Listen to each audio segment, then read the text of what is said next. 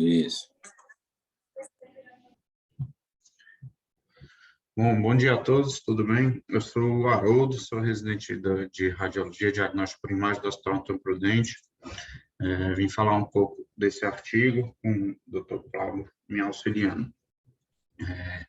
O artigo escolhido foi pistas radiológicas ou sinais radiológicos para trombose venosa cerebral.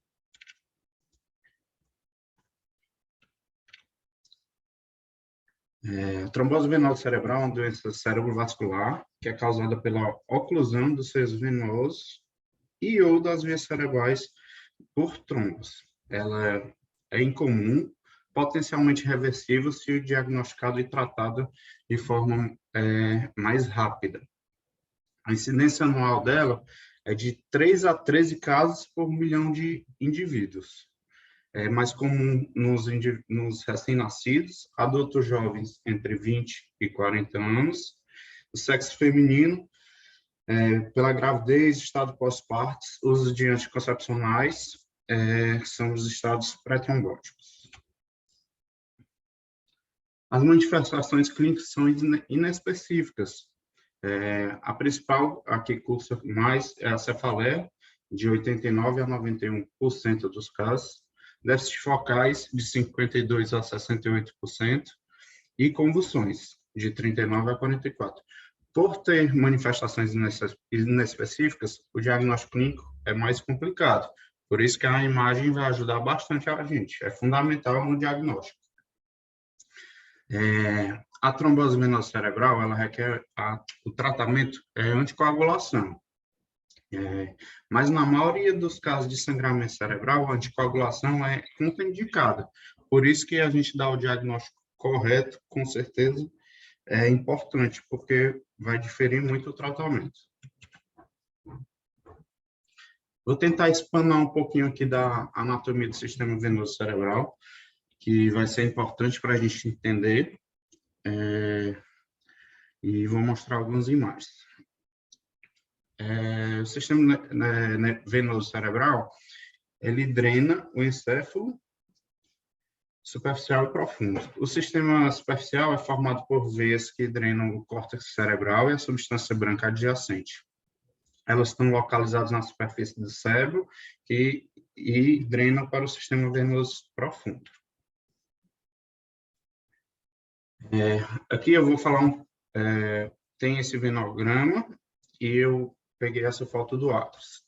Vou falar um pouco da anatomia dos seios durais, que eu vou falar, porque daqui a pouco eu vou fazer uma divisão e essa anatomia no momento da aula vai ser mais importante agora.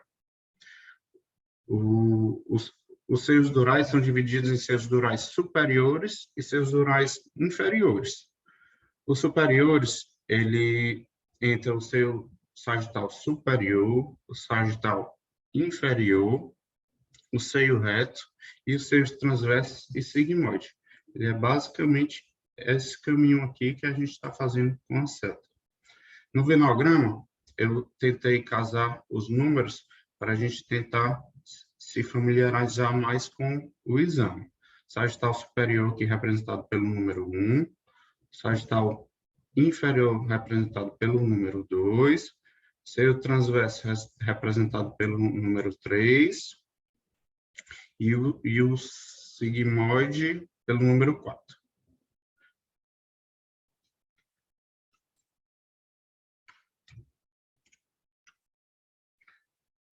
Como eu disse, os seios durais são divididos em superiores e inferiores.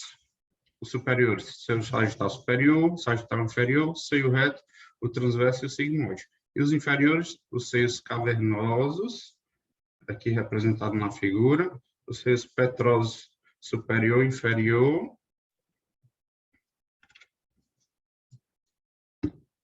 Agora, tentar explicar um pouco da fisiopatologia da trombose venosa.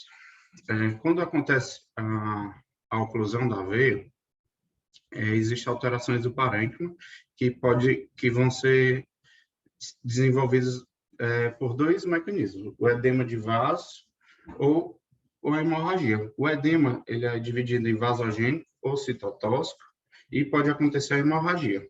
Por isso, vão aparecer dois cenários para a gente. A trombose venosa com efeitos locais e a trombose venosa com aumento de pressão intracraniana. O mecanismo do aumento da pressão. A formação do edema do cerebral focal, por causa do aumento da pressão retrógrada, é caracterizado por veias dilatadas, hemorragias em petequias, que pode convergir e dar origem a hematomas. Desculpa que eu bati no mouse. Maiores ou lesão neural isquêmica. Como eu disse, dois tipos de edema, o vasogênico e o citotóxico. Dividindo os subtipos de trombose venosa cerebral. No artigo, ele divide nessas três: trombose venosa cerebral do seio dural, a trombose cerebral venosa profunda e da veia cortical isolada. Eu vou dar essa primeira parte da aula, ela é mais demorada um pouquinho, porque a gente vai estender para os outros subtipos, porque elas se repetem. Tudo bem, professor? Posso continuar? Pode, meu amigo. Manda bala. Está muito bem organizada a aula. Obrigado, professor. Na tabelinha 1, a gente vai falar os fatores predisponentes. Fatores locais, como trauma, tumores cerebrais, infecções, como otite, mastoidite, sinusites, meningites. Fatores sistêmicos, como hormonal, como a gravidez, uso de anticoncepcionais, cirurgias hematológicos, desidratação e malignidade. E aqui na tabela 2, a gente vai ter as características clínicas. A dor de cabeça com asterisco, que é a cefaleia é o sinal clínico mais presente. Déficit neural focal, convulsões, náuseas, vômitos, estados alterados da consciência, sintomas neurológicos oftalmológicos, paralisia de nervos cranianos e sintomas psicóticos. A trombose venosa do seio central, ela normalmente está associada a alguns fatores, como fraturas do crânio, principalmente se estender do seio dural ao bulbo jugar, tumores cerebrais, infecções locais e causas sistêmicas, como desequilíbrio hormonal, cirurgias, infecções e sinais de hipercoagulação, no sentido de protrombótico, contexto protrombótico. Mas vamos lembrar que 20% dos casos são idiopáticos. Então, a gente não... a ausência de fator de risco não vai excluir o nosso diagnóstico. Aqui, classificado de acordo com o aparecimento dos sintomas. Ela é subaguda de 2 a 30 dias, que é 50% dos casos que a gente vê. Aguda menor do que 2 dias, 30% dos casos. E crônica mais do que 30 dias, 10%. Na trombose do seio dural, o sintoma mais comum é a cefaleia, depois os déficits motores, depois convulsões. Dividido aqui as manifestações clínicas versus o tempo decorrido. Nas manifestações clínicas agudas, os déficits neurológicos são focais e crônicas, já as manifestações clínicas são relacionadas ao aumento da pressão intracraniana. Aqui eu tentei dividir as manifestações clínicas de acordo com o sítio acometido. Quando o seio sagital superior é trombosado, vai ter mais presente cefaleias, convulsões, sintomas motores e sensoriais. Quando o seio transverso é acometido, a cefaleia, afasia, comprometimento da memória e convulsões. Existem outras manifestações menos comuns, que incluem papiledema, náuseas, vômitos, estados alternados da consciência. Quando o seu sigmoide e transverso são acometidos, a dor occipital ou cervical presente. O seio cavernoso, os mais comuns são a cefaleia, febre, edema periorbitário, queimose, proptose, oftalmoplegia. Envolvimento dos nervos cranianos 3, 4 e 6.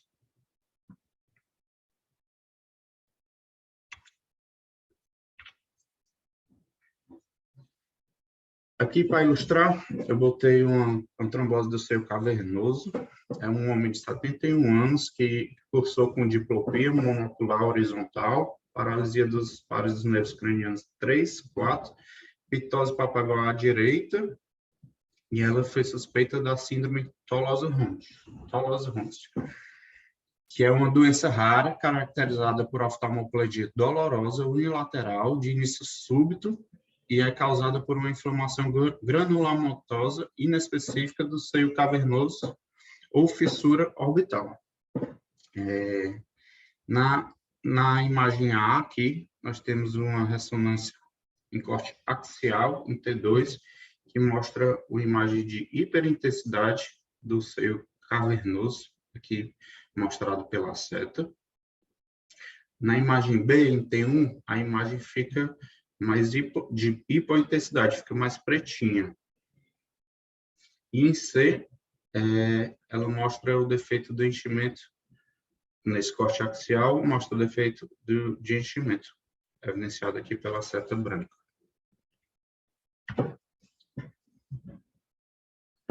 Mais um caso para ilustrar, uma trombose venosa cerebral de seio sagital superior e seio transverso do homem de 27 anos que teve como quadro cefaleia e história de uso de cocaína.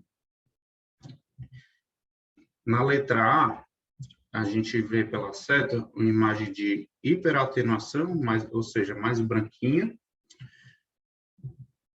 E na letra B, a gente vê a imagem de hiperatuação do seio sagital superior. Na A, ela é na região do seio transverso, desculpa. E na B, o sagital superior.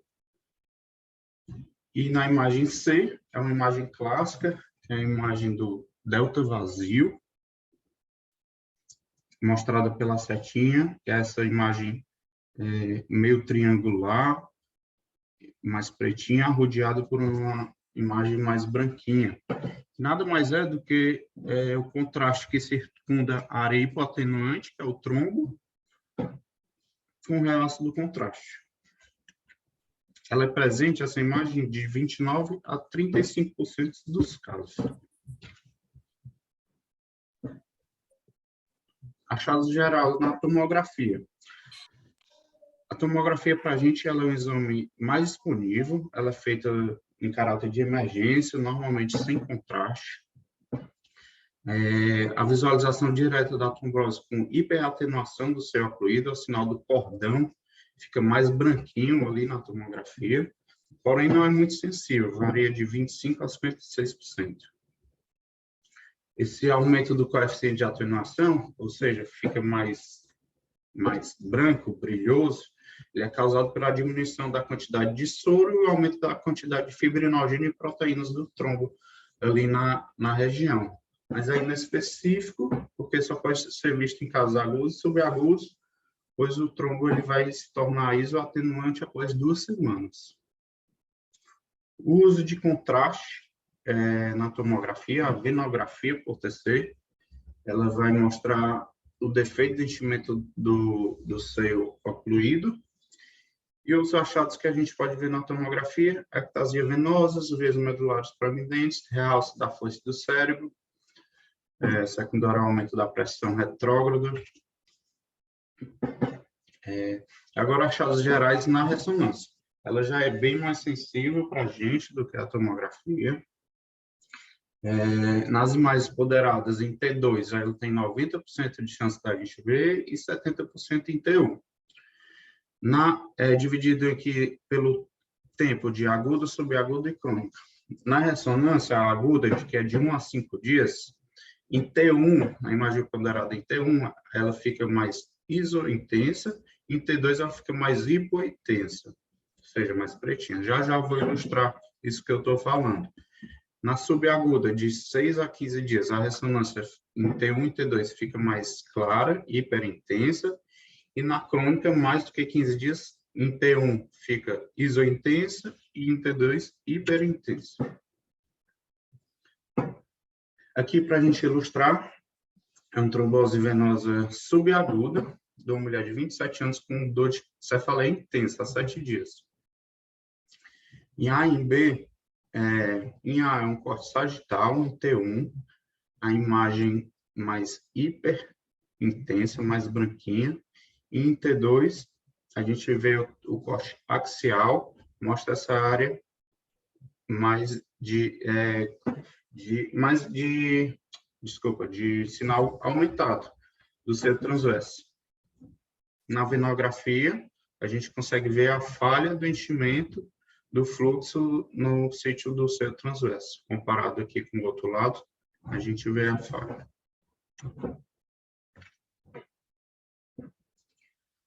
Mais um caso,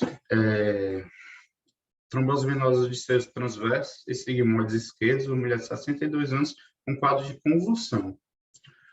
Na primeira imagem, na A, um corte axial em T1, que mostra trombos iso e hipointenso. Iso porque é basicamente da mesma cor, e hipointenso que é um pouquinho mais pretinho aqui para a gente.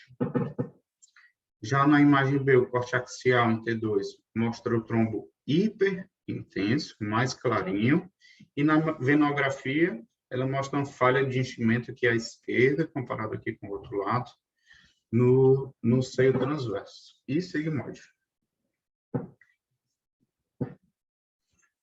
Caso em geral, a venografia por ressonância com uso de contraste e na tomografia são melhores para a gente ver a trombose. A venografia por ressonância, a técnica de escolha para a gente ver, avaliar a recanalização, ou seja, o segmento do paciente. A recanalização completa são mais comuns quando tem trombose do seio sagital superior e seio reto. Embora a gente não precise recanalizar 100% para ter melhora clínica do paciente. Aqui é um casinho para ilustrar uma recanalização incompleta do seio venoso, a gente vê na venografia, do homem de 68 anos com história de trombose há vários anos. Na imagem A, a gente vê essa imagem mais manchadinha, aqui uma falha de contraste, uma falha de enchimento, mostrada aqui pela seta. Na imagem B, nesse corte sagital, em T2, a gente vê uma irregularidade aqui na localização do seio sagital superior. Em C, que aqui ficou cortado, mas a C é essa que eu estou mostrando aqui com a seta. No corte axial, mostra áreas difusa de engurgitamento venoso cerebral. A gente vê tudo turgito aqui. Em D, na geografia, mostra uma fístula arterovenosa, que é esse borradinho aqui para a gente.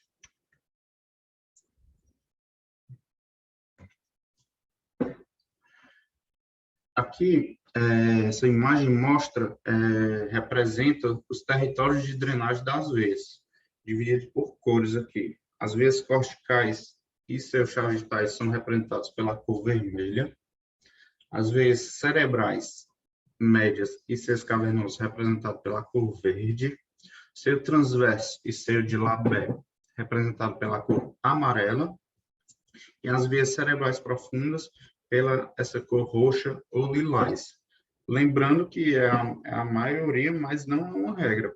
Pode ocorrer variação na drenagem desses territórios.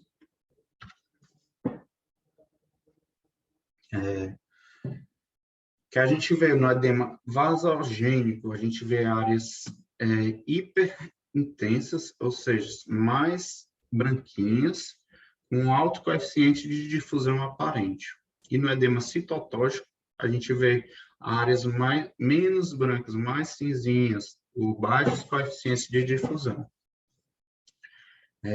Lembrando que o edema vasogênico e citotóxico, eles coexistem e normalmente na imagem a gente vai ver as duas, tanto hiperintensa e hipointensa. Aqui um caso para ilustrar, edema vasogênico de uma mulher de 62 anos com convulsões e câncer de estômago.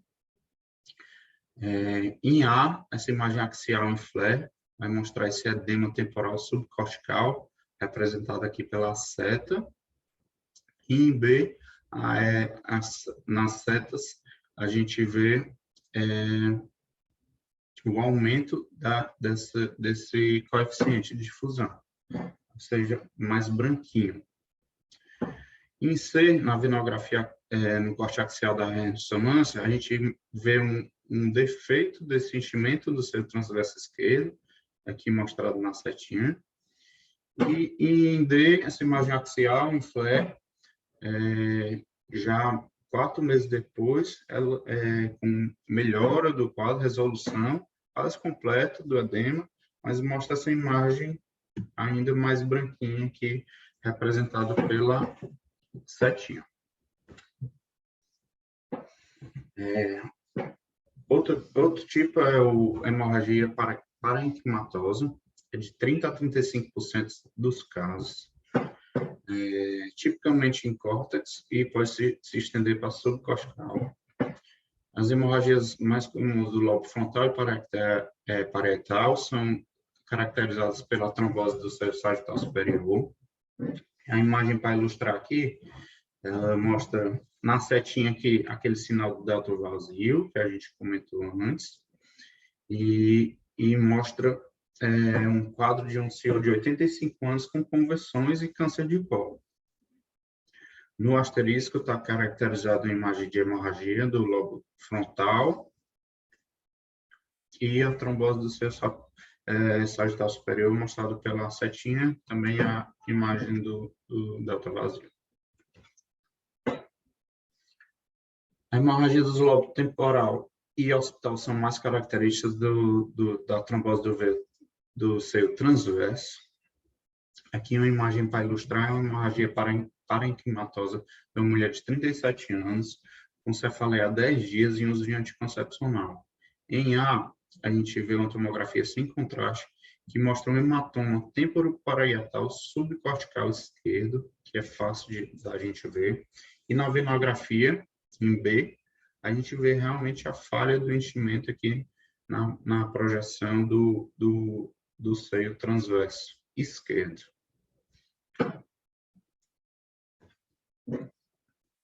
Achados menos frequentes é o edema geral, edema difuso com faceteamento sulcal, diminuição do tamanho das cisternas e ventrículos, realce de giro, realce tentorial e leptomeníngeo, hematomas subdurais e hemorragias. Na imagem aqui, a gente ilustra um edema cortical de uma mulher de 41 anos com cefaleias. Em A, a gente vê um corte axial em flare, que mostra o inchaço, o edema cortical no lobo occipital e temporal direito, as setas aqui mostrando. E na venografia, em B, aqui, a gente vê a falha do enchimento do seio transverso e sigmoide direito.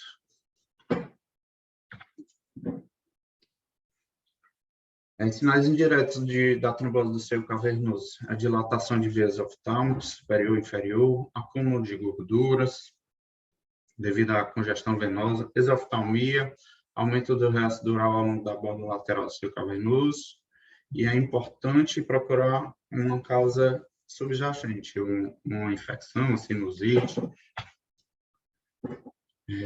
Pronto. Agora eu vou falar da segunda parte, a trombose venosa cerebral profunda. A anatomia, a imagem que eu consegui, que vai mostrar um pouquinho para a gente, é assim: o sistema venoso profundo, ela entra com as artérias cerebrais internas, que correm através do terceiro ventrículo e se junta com as veias basais de Rosenthal, que formam a veia de Galeno, que é a cerebral magna, que está aqui representada. E a cerebral magna vai se juntar com o seu sagital inferior para formar o reto sinusal. O sistema profundo drena o tálamo, o septo, os gânglios da base, substâncias brancas, lobo parietal e temporal e frontal. As manifestações clínicas é praticamente a mesma da trombose venosa do seio dural. 61% apresentam nível de consciência deprimido, e as manifestações clínicas menos comuns que aparecem são déficits neurológicos focais, sintomas psiquiátricos, como delírio, amnésia, apatia, mutismo. Os achados da imagem na aguda, as veias cerebrais ou seio reto são hiperatenuantes, mais branquinhas, e o edema de tálico bilateral é representado em 86% dos pacientes. A imagem aqui é um quadro de uma trombose venosa cerebral profunda de uma mulher de 50 anos. Na imagem axial, na tomografia aqui sem contraste, mostra uma hipoatenuação mais pretinho em ambos os tálamos, sugerindo edema aqui, representado por alcetes.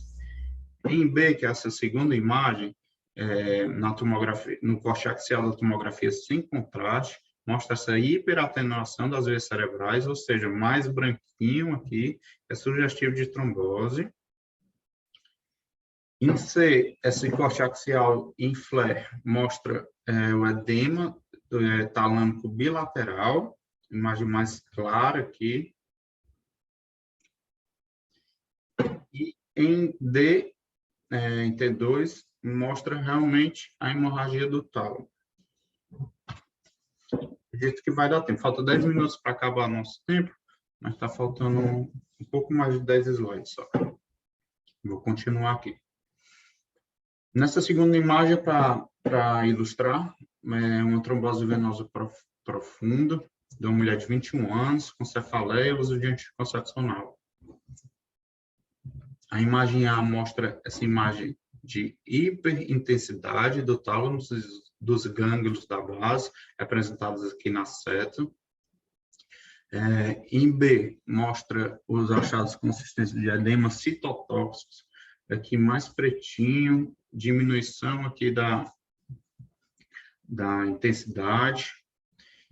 Em C, que é essa terceira imagem, na ressonância em T1, no corte sagital, mostra esse sinal hiperintenso, que é da veia cerebral interna, sugestivo de trombose.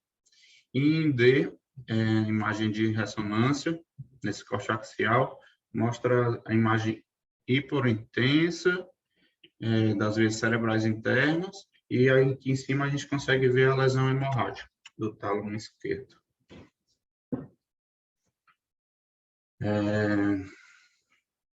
A trombose venosa do seio cortical é o último tipo que a gente vai falar. O sistema venoso superficial é constituído por 3 grupos de veia, o grupo superior, o médio e o inferior. Na imagem aqui a gente está representando só a cerebral médio. O grupo superior é pelas veias superficiais superiores, que liga a veia cerebral média ao seio sagital superior, aqui representado.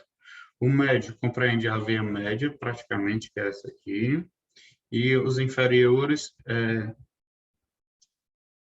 é a cerebral média, mais a veia de Labé, que liga ao sistema do seio transverso.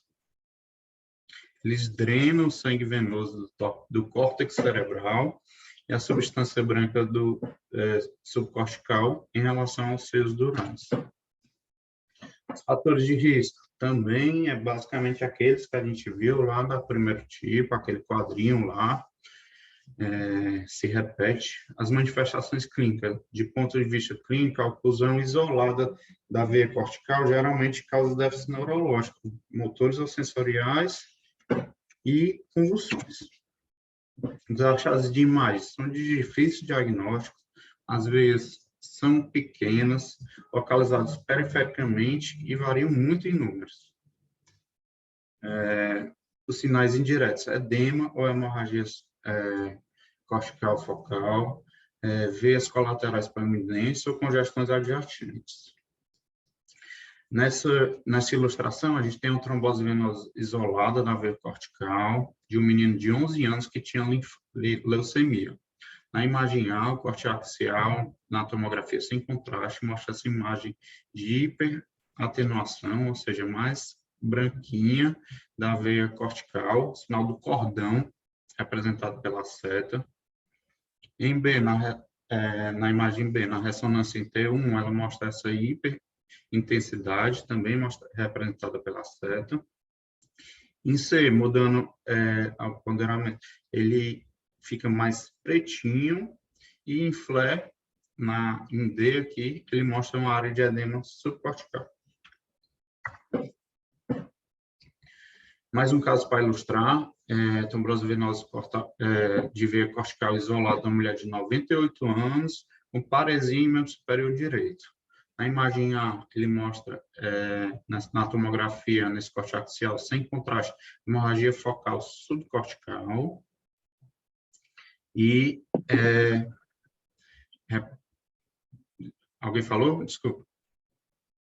E em B, o corte axial, sem contraste, mostra essa hiperatenuação, o sinal do cordão. Tratamento, prognóstico e acompanhamento.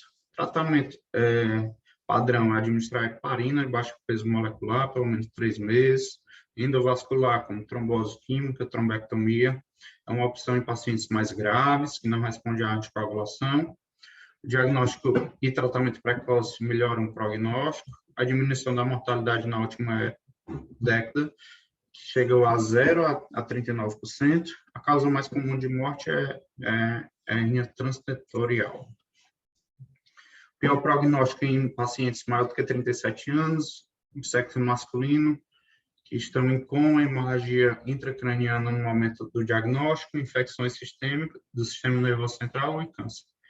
Realizar tomografia ou ressonância de acompanhamento de 3 a 6 meses após o diagnóstico, para verificar a recanalização, 84% em 3 meses e 85% até 1 ano do diagnóstico, a recanalização.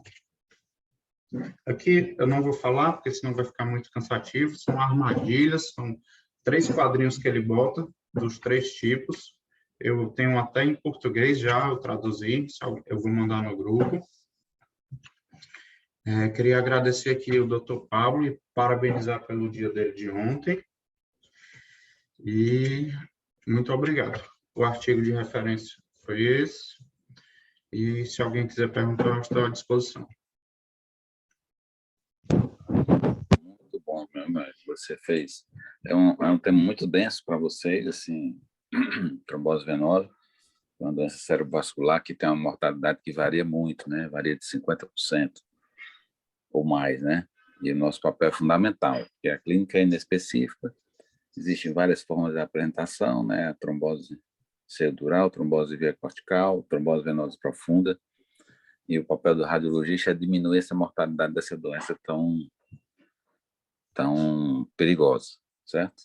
Parabéns aí, Haroldo, pela aula, sintetizou muito bem o conteúdo do artigo, e obrigado aí pela homenagem, e um abraço para todo mundo aí, até semana que vem. Então, assistam essa aula de novo, e vejam esses pontos aí que são fundamentais no nosso dia a dia. Um abraço, pessoal. Obrigado, professor. Um abraço.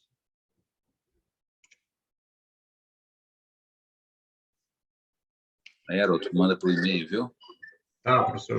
virtual4@gmail.com. Obrigado. Obrigado.